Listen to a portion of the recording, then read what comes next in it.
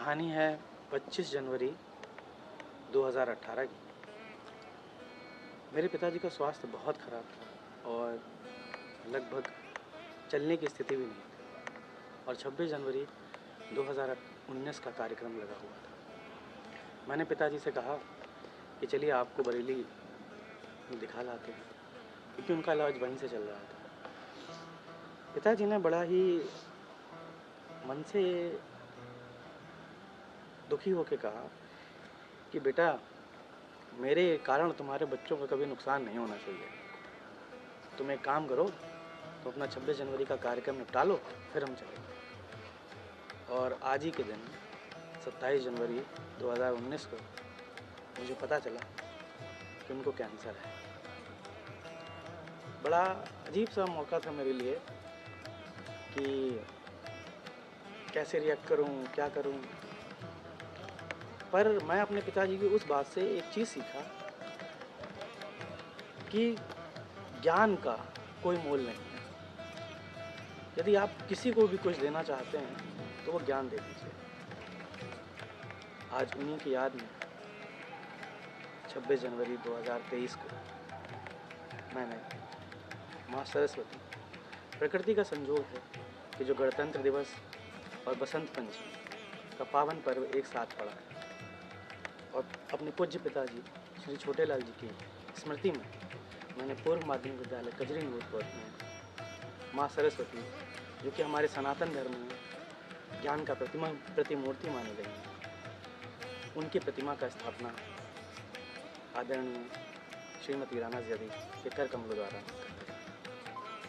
ये भी बड़ा ही धार्मिक संयोग है। श्रीमती राणा ज़ैदी इस्लामिक धर्म की हैं और हम सनातन धर्म के। मुझे कहते हुए बड़ा संकोच हो रहा था उनसे कि मैं उनसे कैसे कहूँ कि मैम, आपसे मैं प्रतिमा का अनावरण करवाऊँगा। पर मैं उस महिला का व्याख्यान करना चाहूँगा कि उस महिला ने एक बार भी मना नहीं किया और कहा कि हाँ, मैं सुमित, तुम्हारे इस पुनित कार्य में सहयोग ज़रूर करूँगी कि चलिए विद्यालय में कोई कार्य करते हैं। और मैं 3 माह का पूरा अपना एक छोटा सा सेटअप प्रोजेक्ट बना के विद्यालय में आया। तो बड़ी अजीब सी स्थिति थी। अकेले, परिचित गांव है मेरा, लेकिन मैं बहुत ही कम संख्या में लोगों को जानता था, वो लोगों से परिचित था। तो मैंने विद्यालय में कार्य कराना प्रारंभ किया। उस समय मौसम खेल कूद का था, तो सर्वप्रथम हम अपने बच्चों को प्रदेश स्तर तक खिलाने ले गए कबड्डी के खेल में, जिसमें दीपाली यादव, जो आदरणीय नीरज जी की पुत्री है, उसने काफ़ी अच्छा प्रदर्शन किया। पायल यादव, जो कि आदरणीय ब्रजेश यादव की पुत्री है, उसने ही बहुत, मतलब ग्रामीण क्षेत्र के बच्चे इतना अच्छा प्रदर्शन कर रहे थे कि वहाँ पर, हालांकि हम लोग तो काफ़ी नौसिखिए टाइप में आए थे, लेकिन वहाँ पर जब हमने देखा इन बच्चों को, सोनम, काफ़ी 12 बच्चे थे हमारे साथ, सोनम थी, नेहा थी, और भी बच्चे थे। सब बालिका वर्ग में उनका जो प्रदर्शन था बड़ा ही सराहना गया, क्योंकि पूर्व माध्यमिक स्तर पर इस तरीके के प्रदर्शनों में कोई हिस्सा नहीं लेता। तो जब हम वापस आए तो हमने विद्यालय में खेलकूद प्रतियोगिताओं में काफ़ी रुचि ली और अपने बच्चों को सिखाया। अब आई बात, स्थिति ये कि विद्यालय में भी मुझे परिवर्तन करना था इंफ्रास्ट्रक्चर में। तो इंफ्रास्ट्रक्चर के लिए मैंने श्रीपाल जी और महेश जी की मदद ली, उनसे कार्य करवाया और अपने विद्यालय में बैडमिंटन का कोर्ट, भारत माता की एक बाउंड्री लेवल, कबड्डी का मैदान, खो खो का मैदान, और हमारे पास में 36 बीघा की ज़मीन है, वहाँ पर एक खेल कूद का मैदान की प्रस्तावना दी, जो कि हालांकि अभी स्वीकृत नहीं हो पाई है।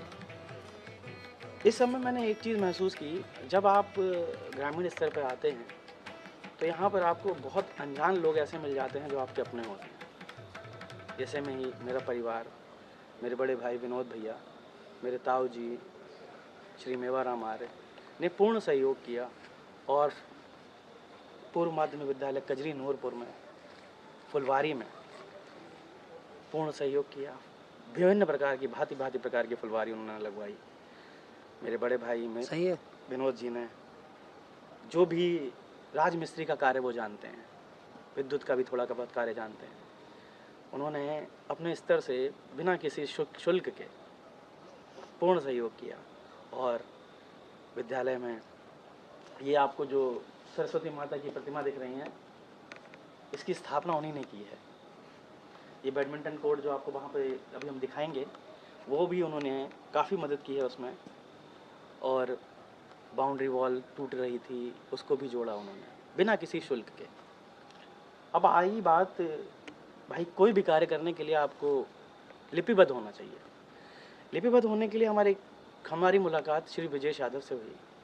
बड़े ही सरल स्वभाव के व्यक्तित्व के व्यक्ति थे वो। जब उनसे मुलाकात हुई तो हालांकि मुलाकात तो बड़ी ही अजीब टाइप से हुई थी, पर हाँ धीरे धीरे व्यक्तिगत व्यवहार बना और 15 अगस्त, 26 जनवरी और विभिन्न प्रकार की गतिविधियों में कैमरा, वीडियोग्राफी उनकी तरफ से हमें प्रदान की गई। और मैं बड़ी इत्तेफाक की बात है कि मैंने अभी एक प्रोग्राम के अभी तक उनको शुल्क नहीं दिया है, और ये जो शूटिंग भी हो रही है वो उन्हीं के सहयोग से हो रही है।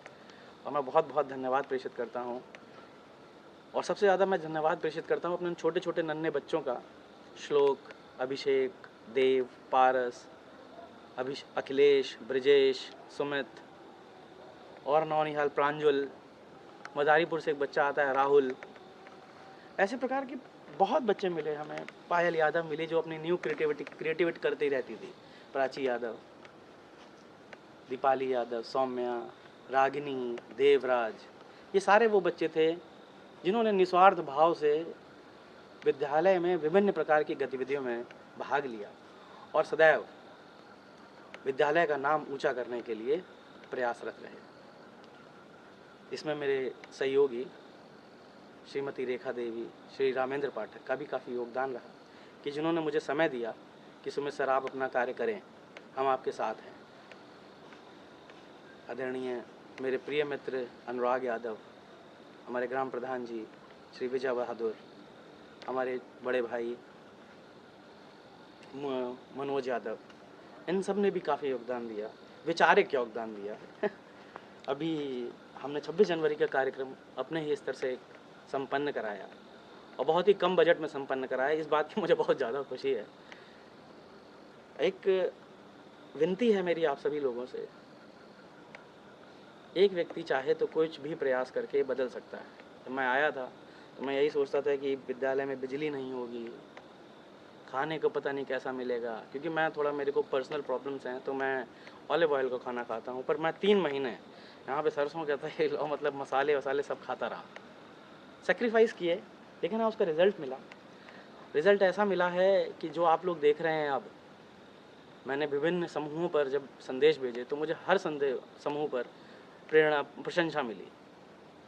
ऐसा कोई समूह नहीं था जहाँ पे मुझे प्रशंसा नहीं मिली। और बड़ी अच्छी बात है, डिपार्टमेंट ऑफ बेसिक एजुकेशन का जब मैंने ट्वीट किया तो वहाँ से भी मुझे प्रशंसा मिली और वहीं से मुझे प्रेरणा मिली कि हाँ चलिए हम आपको अपना विद्यालय दिखाते हैं। तो मेरी विनती यही है कि जब एक व्यक्ति चाहे तो कुछ भी कर सकता है। 72 वर्ष में पहली बार हमारे विद्यालय में दीप प्रज्वलन हुआ दिवाली पर। 72 साल में पहली बार हमारे विद्यालय में राष्ट्रीय पर्व पर झालरों के साथ इतने धूमधाम तरीके से गणतंत्र दिवस का कार्यक्रम मनाया गया। तो ऐसा नहीं है कि आप लोगों को पता नहीं है कि क्या होता है। मैं बस इतना चाहता हूँ कि आप लोग बस थोड़ा सा सहयोग करें और बच्चों के अंदर राष्ट्र प्रेम की भावना, धार्मिक भावना के साथ साथ एक संचारित होनी चाहिए। यही मेरा आप सभी से निवेदन है और मैं वादा करता हूँ कि आपकी हर उम्मीद पर खरा उतरूँगा। धन्यवाद। आइए मिलवाते हैं आपको ऐसे होनहार लोगों से जो मुझे इस 3 महीने की जर्नी में मिले। चलिए सबसे पहले मिलते हैं पवन कुमार आर्य से। आइए पवन। ये पवन कुमार आर्य, ये मेरा भतीजा है। इनके पिताजी का नाम है विनोद कुमार आर्य। विभिन्न कार्यक्रम जो रहते थे हमारे, जैसे कि कभी लाइट चली गई, मुझे इन्वर्टर नहीं ऑन करना आ रहा है, और भारत का नक्शा जो हमने बनाया था उसमें मुझे समझ में नहीं आ रहा था कि श्रीलंका जोड़ें ना जोड़ें, जो समुंदर का रंग है वो नीला कैसे करें। तो ये सारे कार्य इस लड़के ने किए हैं। बड़ा ही तेजस्वी बालक है, हालांकि थोड़ा स्लो है कुछ चीज़ों में। तो पवन बताइए भाई अपने बारे में कुछ। मैं Pawan Kumar Arya PG diploma in cyber security से लखनऊ से कर रहा हूँ। अच्छा, कौन से इंस्टीट्यूट से कर रहे हैं आप? लखनऊ। लखनऊ में कहाँ से? Government polytechnic. गवर्नमेंट पॉलिटेक्निक से। तो कैसा लगा, आप अपने गांव से आप पहली बार निकले? अच्छा, तो ये छोटे गांव से आप इतने बड़े शहर पहुंच गए, तो यहाँ के माहौल और वहाँ के माहौल में कुछ अंतर लगा आपको? बहुत अंतर है यहाँ के और वहाँ के माहौल में। जैसे एजुकेशन में बहुत अंतर है, बहुत सी चीज़ों में बहुत अंतर तो है। आपको अपने परिवार में जब आप बाहर गए, तो अब आपको ऐसा नहीं लगता कि शिक्षा का बहुत बहुत इम्पोर्टेंट रोल है? बहुत ज़्यादा इम्पोर्टेंट रोल है। तो फिर अब आप अपने गांव को कैसे विकसित करेंगे? गांव को छोड़िए, ये बताइए अपने घर में कैसे विकसित करेंगे अपने छोटे भाई बहनों को? घर में हाँ, नई नई नई चीज़ें सिखाएंगे ना? सिखाएंगे। हाँ, चलिए, ऑल द बेस्ट। अब हम 25 23 24 साल का हो चुका है और बड़ी ही ये क्या कहते हैं, सामाजिक कुरीतियों के तहत उसका बाल विवाह हो गया। अब वो खुद स्वयं में 2 बालिका, एक बालक और एक बालिका का पिता हो गया है। आइए मिलते हैं श्री रामवीर यादव। आइए रामवीर यादव। बड़े ही इत्तेफाक की बात है, जब ये 14 वर्ष का था तब इसको मैंने कंप्यूटर सिखाया था। अब सामाजिक कुरीतियाँ, फिर से मैं बार बार बोलता हूँ कि जो शैक्षिक योग्यताएं होनी चाहिए वो समाज में नहीं हो पा रही हैं। ग्रामीण स्तर पर अभी भी आज भी शिक्षा का थोड़ा सा अभाव है। ये बच्चा 14 वर्ष की आयु में CCC का कोर्स किया हुआ है,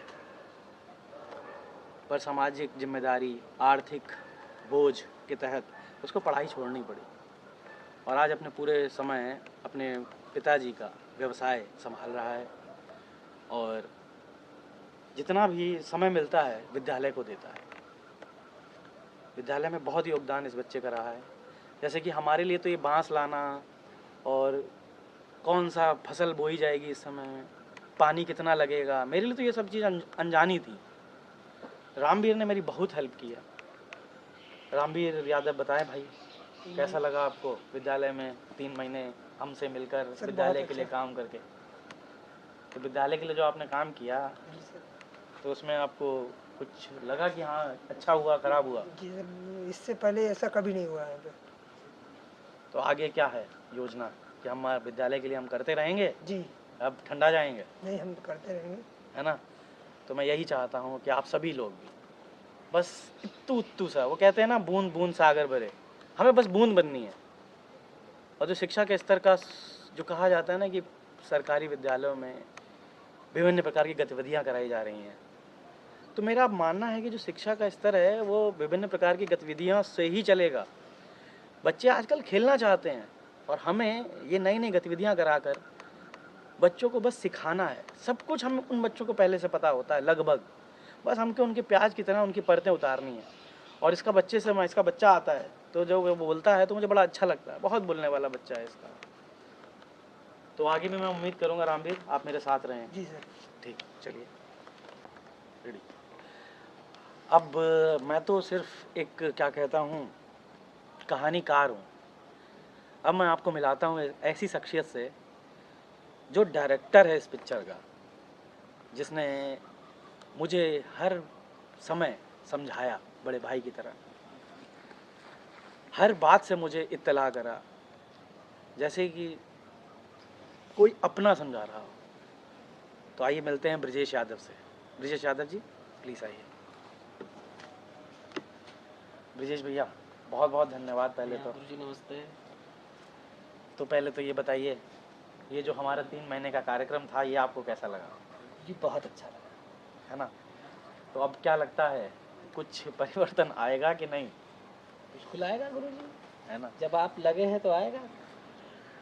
भाई साहब की बिटिया भी पढ़ती है, पायल यादव, जिसके मैंने अभी जिक्र किया था। मेरे बच्चे भी पढ़ते हैं। बहुत ही और- क्रिएटिव बच्चा है, और- हालांकि थोड़ा जिद्दी है लेकिन बहुत क्रिएटिव बच्चा है। उसने एलिमेंट्स, पीरियोडिक टेबल के जो एलिमेंट्स हैं उसने ट्री पे बनाए हैं। सूखी डंडी से उसने पीरियोडिक टेबल के एलिमेंट्स बनाए। एक जहाज पानी का चलने वाला मोटर से बनाया स्वयं। एक डिफरेंट टाइप के मॉडल्स, लगभग 4-5 मॉडल उसने स्वयं तैयार किए बिना मेरी गाइडेंस के। ये मुझे सीरियसली, और ये देखिए, किसी भी बच्चे के जो गुण होते हैं उसके माता पिता से आते हैं। तो मैं भाई साहब का बहुत ही शुक्रगुजार हूँ कि जो उन्होंने दिया अपने बच्चों में ट्रांसफ़र किया है। तो अब मुझे आप गाइड करिए कि अब आगे मैं क्या करूँ। सर, आपने जो इतने दिनों में यहाँ पे करा है अभी तक नहीं हुआ है, और जो आप कर रहे हैं ये कोई नहीं करेगा। अभी तक इतने दिन शायद हम इस गांव में काफ़ी दिनों से रह रहे हैं, लगभग इस स्कूल में पढ़े भी हैं। अरे वाह। हाँ, लेकिन सर जो इतने दिनों में आपने आके किया है और जो बच्चों के साथ कर रहे हैं, जो बच्चे तारीफ़ें कर रहे हैं, वो आज तक हमने नहीं सुनी, किसी की भी नहीं सुनी। मैं भी पढ़ा हूँ, मैं यहाँ 8वीं तक पढ़ा हूँ, अच्छा। लेकिन पहले भी मैंने माहौल, पहले का माहौल भी और था, लेकिन अब जब से आप आए हैं तब से यहाँ का माहौल क्या सारे सब कुछ चेंज हो गया है। ये तो आप लोगों के मुंह से सुनता हूँ तो अच्छा लगता है। हाँ, चेंज हो गया है और बच्चे भी तारीफ़ करते हैं। हमारे गांव में जब मैं गांव के अंदर जाता हूँ तो सारे बच्चे आपकी तारीफ़ करते हैं कि हाँ सर आ गए हैं, सर ने। और बहुत बच्चों ने हमें ये भी कुछ चीज़ें बताई हैं कि हमारे सर जी ऐसे हैं कि अगर हमारे पास पेन नहीं होता है तो पेन भी हमें देते हैं। देखो, बच्चों के मुंह से कुछ ऐसा होता है कि बच्चे कुछ छुपाते नहीं हैं। कभी भी अपने घर पे जाके अगर गार्जियन से नहीं बोलेंगे तो 4 बच्चों में बैठ के बातें करेंगे कि हाँ, अगर हमारे पास आज पेन नहीं था तो गुरुजी ने हमें पेन दिया। और ये सब चीज़ें बहुत अच्छी हैं कि जैसे कि कभी-कभी ऐसा होता है किसी बच्चे के पास ऐसी मजबूरियाँ हो जाती हैं, गार्जियन भी कुछ ऐसे होते हैं जो चीज़ें नहीं लेके देते हैं। लेकिन हमने तो ये पहली बार देखा है कि हर सूरत से गुरुजी मदद कर रहे हैं, हर बच्चे की। और बच्चों के लिए मतलब नए-नए तरीकों, जब बच्चों को पढ़ाने के अलग-अलग तरीके हैं इनके, जो तरीके हैं, जैसे कि बच्चों को कभी-कभी ऐसा होता है खुश करने के लिए गिफ्ट दे दिया या कुछ भी, मतलब बच्चों को ही, मतलब बच्चों में ही लगे रहते हैं। जब भी मैं देखता हूँ कि कभी भी फ्री नहीं देखता। और अक्सर स्कूल में आना-जाना बहुत कम होता रहता है, लेकिन फिर भी जब भी आते हैं तो बच्चों के मुँह से ही तारीफ़ जब होती है तभी पता लगता है कि कौन पढ़ाता है, कौन क्या करता है। अगर ऐसे शिक्षक इस ऐसे स्कूलों में हों तो उस स्कूल का भला तो होना ही होना है। बहुत बहुत धन्यवाद भैया।